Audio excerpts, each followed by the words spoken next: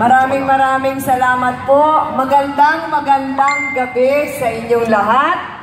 Napakasaya ko po. Unang pagkakataon, nakapunta po ako dito sa bayan ninyo. At yun po ay dahil sa imbitasyon ng ating pong minamahal na congressman, magiging mayor na po ngayon. Palakpakan po natin, Mayor Mike Rivera. Magkaibigan po kami sa Kongreso. Kaya po kahit napakaraming lakad ngayong gabi, inuna ko muna po dito po sa inyo sa Padre Garcia. Kasi hindi po ako makakahindi kay Mayor Mike. Palakpakan po natin siya. Gusto din po nating paabutan ng paggalang, hindi ko alam, dancer na pala to. Hindi, sabi ko po sayang hindi sa akin nagsabi, sinabayan ko sana. Yung susunod pong magiging ama ng lalawigan ng Batangas, palakpakan po natin, Governor Mark Leviste. Andito din po yung susunod po nating, siya po yung Vice Mayor ngayon, pero susunod pa din natin magiging Vice Mayor. Palakpakan po natin lahat, Vice Mayor Noel Cantos. Andito din po yung ating pong dating ama ng bayan ng Padre Garcia. Ngayon po ay administrator na siya. Palakpakan po natin, former Mayor Victor Reyes. Pagbigay galang din po sa mga konsehal, sa mga magiging konsehal natin pagkatapos ng halalan. Isa-isa ko pong tatawagin. Yung una po, Councilor Mark Manalo. Palakpakan po natin. Susunod po, Councilor Emilio Tapalya. Magandang gabi po. Councilor Rodel Tesigan. Marami yatang fans si Councilor Rodel, no? Councilor Mona Seria. Councilor Nilo Dimakulangan.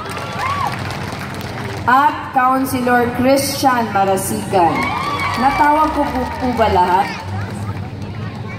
Ay, dumating na po si... Nasaan po si Vice ko?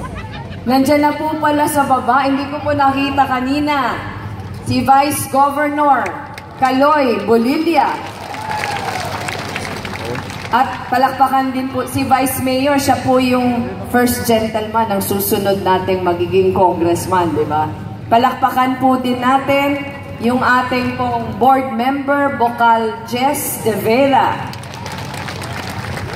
Mga barangay officials, mga barangay captains, barangay kagawads, sa inyo pong lahat, magandang gabi pong muli. Gaya po ng sabi ko kanina, masayang-masaya po ako. Kahit po napakaraming beses na akong pumunta sa magandang lalawigan ng Batangas, dito po sa Padre Garcia, unang pagkakataon. Kaya maraming salamat, Mayor Mike, sa iyong imbitasyon. Pasensya na po kayo, hiniling ko pong mauna akong tawagin. Alam niyo po, yung ating pong magiging Pangulo, may sakit po.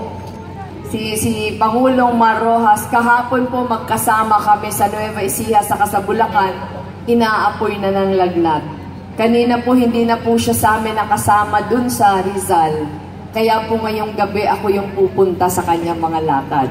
Kaya po mahaba pa po yung aking gabi. Pero dahil po unang pagkakataon na nakabisita po ako dito sa inyo sa Padre Garcia, hayaan niyo pong ipakilala ko naman sa inyo kung sino po si Leni Robredo. Karamihan po kasi kilala lang po ako bilang biyuda ni Jessie Robredo. Lahat pong pagpakilala sa akin, parati pong sinasabi, andito na si Leni Robredo, biyuda ni Jessie Robredo. Isang bagay naman po yung kinakarangal ko. Dahil yung asawa ko po, nung nabubuhay pa po siya, napakabait po no, napakasimple ang pagbuhay. Naging huwara naman pong lingkod bayan. Pero siya po yung mas kilala kesa sa akin.